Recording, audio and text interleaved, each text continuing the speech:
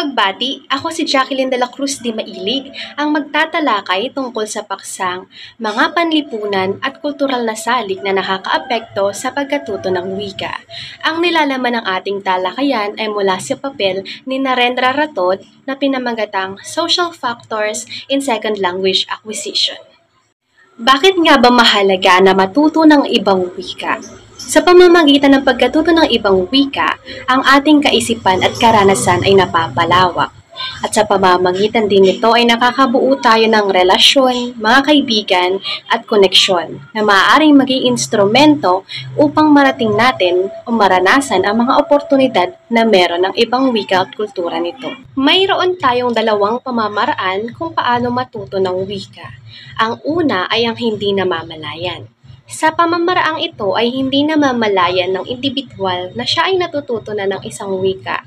Ito ay maaaring na-adapt niya o na-acquired sa mga pinapanood niya na mga videos o mga binabasa na article sa cellphone o di kaya sa TV.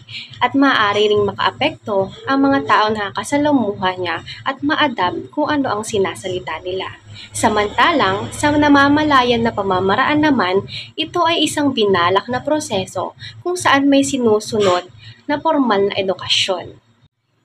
Dumako naman tayo ngayon sa mga panlipunang salik na nakakaapekto sa pagkatuto ng wika ayon sa papel ni Narendra Rathod. Ang mga salik ay maiuri natin sa tatlo. Ang unang salik ay ang sosyolinguistikong salik, ang pangalawa ay ang pangsitwasyonal na salik, at ang panghuli ay ang espesipikong panlipunang salik. Ang sosyolinguistikong salik ay nahahati sa tatlo. Ito ay ang wika, kasanayan sa unang wika, at kaalaman sa pangalawang wika. Wika. Maaaring maging madali ang pagkatuto ng pangalawang wika kung ito ay malapit sa unang wika. Halimbawa na lamang, ang mga Filipino ay madaling matututunan ang wikang Indonesian kumpara sa Korean language dahil ang mga wika sa Pilipinas at Indonesia ay mula sa iisang pamilya ng wika na kung saan tinatawag na Austronesian languages at matatagpuan na sa mga wikang ito ang pagkakapareho at pagkakatulad sa mga istruktura at mga salita. Mahalaga rin ang kasanayan sa unang wika dahil ito ang instrumento ng pagkatuto ng iba pang mga uri at ang kasanayan natin sa ating kinagisnang wika ay makakatulong sa pagtukoy ng pagkakaiba nito mula sa iba pang mga wika. Ang halimbawa ng katatasan sa unang wika ay ang kakayahan na mag-uri ng mga salita at ang kaalaman kung paano ang proseso ng pagbuo ng isang pangungusap. Isinasaalang-alang din ang kaalaman ng indibidwal sa pangalawang wika dahil sa pamamagitan nito ay matutukoy kung saan magsisimula o sisimulan ang proseso ng pagkatuto. Ngunit lagi nating tatandaan na ang pagkatuto ng wika ay isinasagawa upang pagyamanin ng ating kakayahan at hindi upang kalimutan ng ating kinagisnang wika. Ang sumunod na uri ng mga salik naman ay ang pangsitwasyonal na salik ng mag-aaral. Ito ay binubuo ng mag-aaral at kakayahan, layunin at motibasyon, pamilya, komunidad, role model, at proseso ng pagkatuto. Ang mag-aaral ay ang pinakaimportanteng salik ng pagkatuto dahil siya ang gagawa ng kilos upang maabot ang kakayahan na ninanais at ito ay nakadepende sa kanyang attitude at mga kagawian. Kailangan din ng layunin at motibasyon dahil ito ay ang magsisilbing inspirasyon at makakatulong sa pagtukoy ng level ng kahusayan na nais maabot ng isang indibidwal.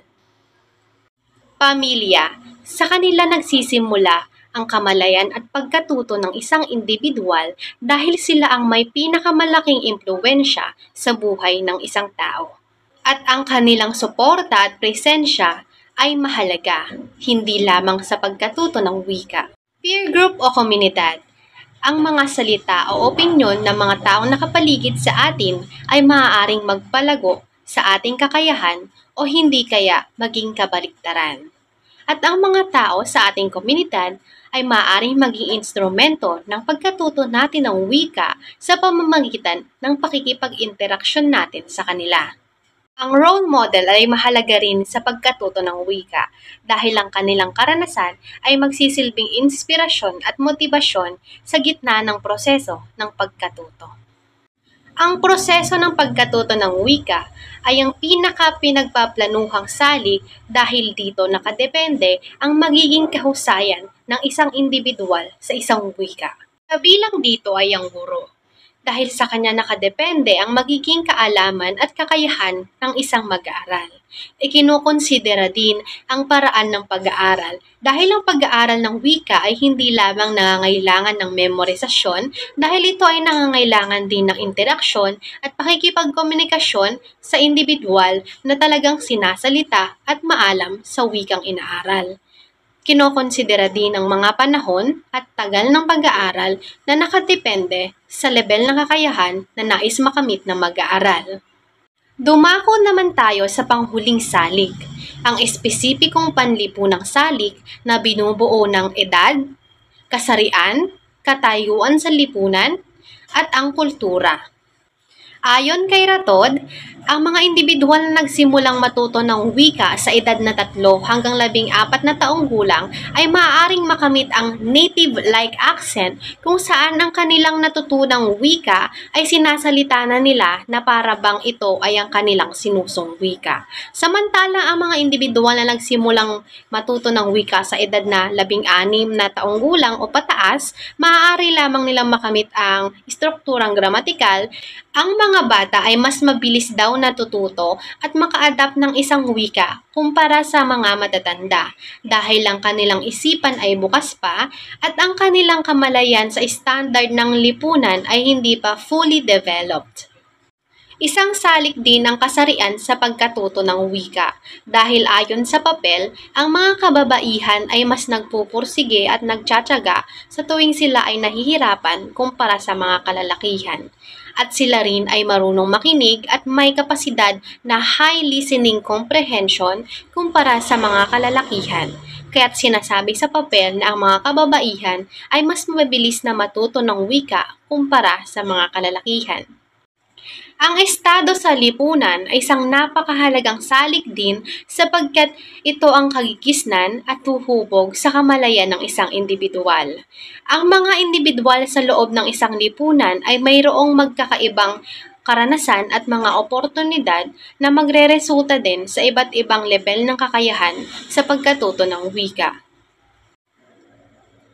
Kultura. Sinasabing ang mga individual na kinagisnan ang multilingual na kultura ay mas mabilis matuto ng isang panibagong wika kumpara sa mga individual na kinagisnan ang monolingual na kultura.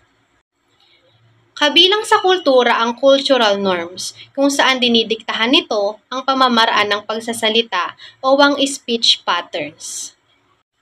Kabilang din dito ang language attitude o ang perception natin sa isang wika. Halimbawa na lamang ay ang Ingles. Mataas ang tingin nating mga Pilipino sa wikang Ingles sapagkat ito ay nagbibigay oportunidad sa ating lipunan. Kaya naman sa tuwing tayo ay nagkakaroon ng pagkakataon mag-aral ng wikang Ingles, ay talagang pinag-iigihan natin. At bilang pagtatapos ng ating talakayan, narito ang 3 konklusyon. Una, ang kakayahan ng isang individual na magsalita ng iba pang mga wika ay simbolo ng disiplina. Pangalawa, ang pinakaimportanteng mga salik ng pagkatuto ng wika ay ang sarili, pamilya, estado sa lipunan at ang proseso ng pagkatuto. Pangatlo at ang pinakahuli, ang wika ang susi sa kultura at koneksyon na nagpapalawak ng kaisipan at nagbibigay ng oportunidad. Maraming salamat po sa pakikinig at muli, ako si Jacqueline de la Cruz de Mailig.